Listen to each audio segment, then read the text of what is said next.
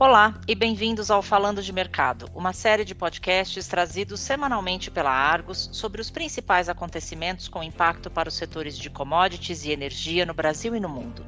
Meu nome é Camila Dias, eu sou chefe de redação da Argos Mídia no Brasil e no episódio de hoje eu converso com Alessandra Mello, editora assistente da publicação Argos Brasil Grãos e Fertilizantes, sobre as perspectivas para as exportações de soja e milho em 2022. Alessandra, bem-vinda.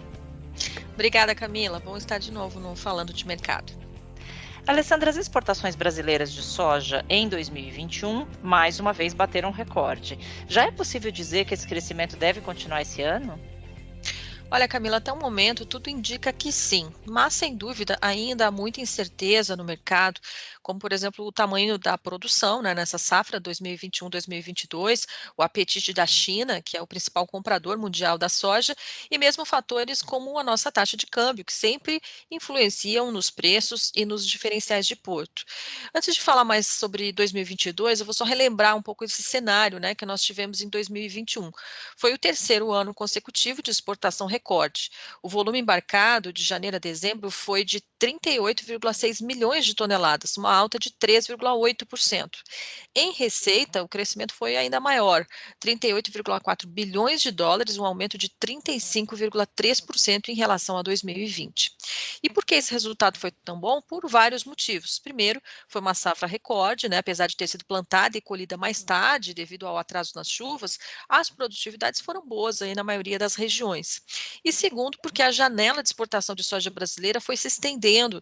Nós embarcamos muita soja nos últimos meses do ano, um período em que geralmente prevalece a soja norte-americana no mercado mundial. Isso porque a soja do Brasil, em diversos momentos, ficou mais competitiva do que aquela produzida nos Estados Unidos. Interessante, Alessandra. E esse cenário pode se repetir em 2022? É o que está esperando o mercado?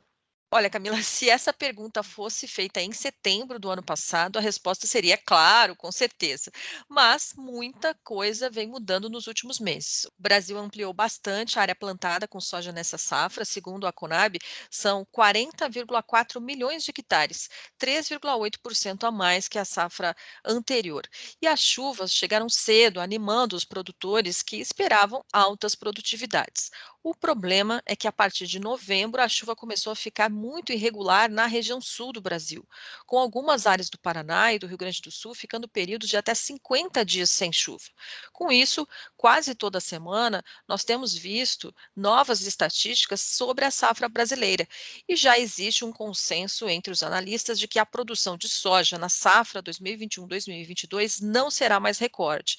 Pode ficar abaixo da safra anterior, inclusive. Antes se falava em 144 milhões de toneladas, agora a previsão é de no máximo 136 milhões de toneladas. Há consultorias que falam em 131 milhões de toneladas, bem menos do que as 137 milhões de toneladas que a gente produziu na safra 2020-2021. Bom, isso compromete o recorde nas exportações também? Será que sim? Não necessariamente, mas reduz a oferta de soja para exportar. A projeção mais recente da Conab, divulgada no dia 11 de janeiro, prevê a exportação de 89,3 milhões de toneladas de soja em 2022. Para o esmagamento, ficariam aí 48,7 milhões de toneladas.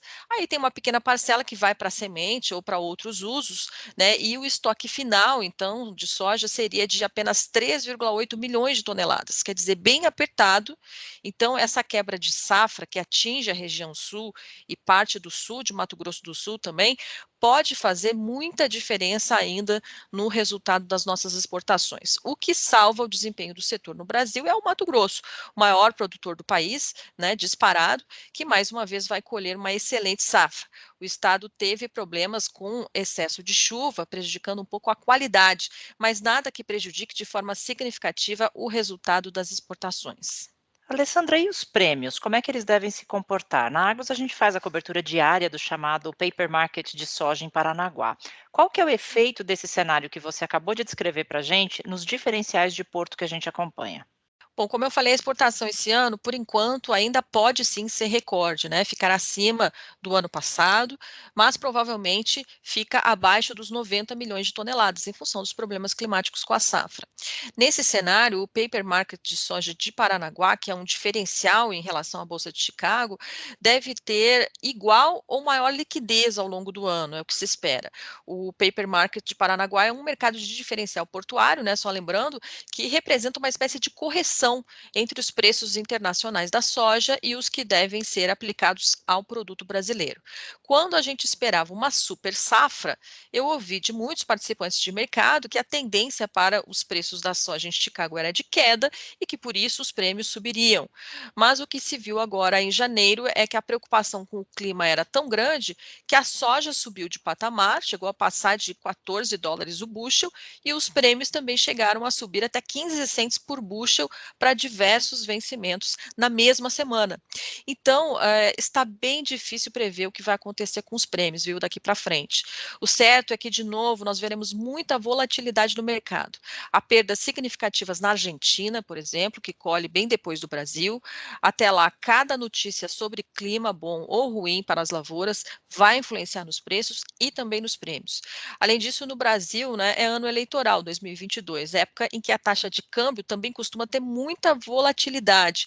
E a cotação do real em relação ao dólar é um outro item fundamental para definir se os diferenciais de Porto ficam mais positivos ou podem mesmo ficar negativos, que é o que se viu no primeiro semestre de 2021. Perfeito, Alessandra. E o mercado de milho? Quais que são as perspectivas para exportação este ano?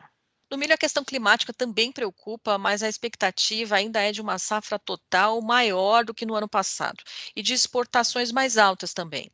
E é fácil explicar o motivo. A principal safra de milho no Brasil é a chamada segunda safra, que antes era conhecida como safrinha, e que ocorre mais ou menos de janeiro a junho, né, principalmente cultivada na região centro-oeste do Brasil e também no Paraná.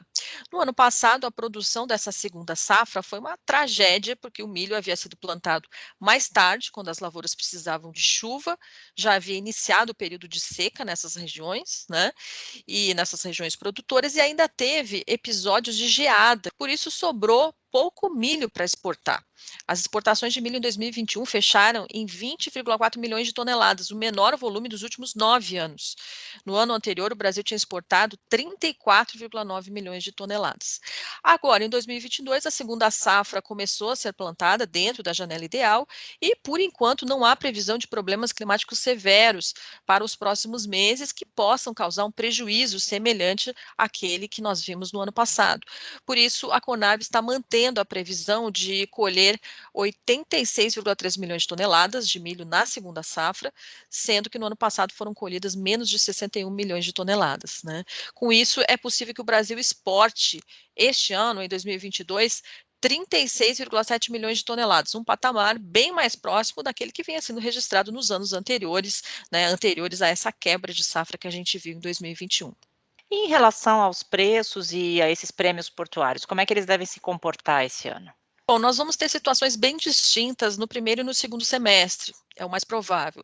É que a safra de milho de verão, ou primeira safra, como é chamada, foi bastante prejudicada pelo clima.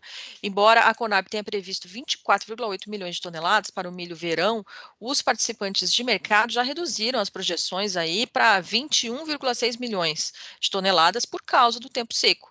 Com isso, no primeiro semestre, enquanto a segunda safra ainda estará se desenvolvendo no campo, a tendência é de preços internos mais altos para o milho, o que acaba prejudicando os negócios na exportação.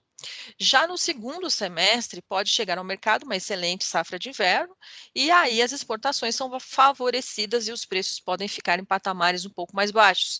O mesmo ocorrendo com os prêmios, como por exemplo o Cargo Market de Santos Tubarão, que a Argos acompanha também aí no detalhe. De qualquer forma, nós precisamos ficar muito atentos com o que vai acontecer na Argentina, saber se o Laninha também vai comprometer fortemente a produção por lá. Isso porque no início da safra se esperava uma produção recorde e os participantes de mercado esperavam uma forte competição entre Brasil e Argentina nas exportações de milho ao longo de 2022, um outro fator que poderia colocar uma pressão de queda sobre os prêmios. Alessandra, para a gente finalizar, uma última dúvida. A exportação de milho poderia ter sido até pior em 2021, não é isso? O que foi que aconteceu no final do ano?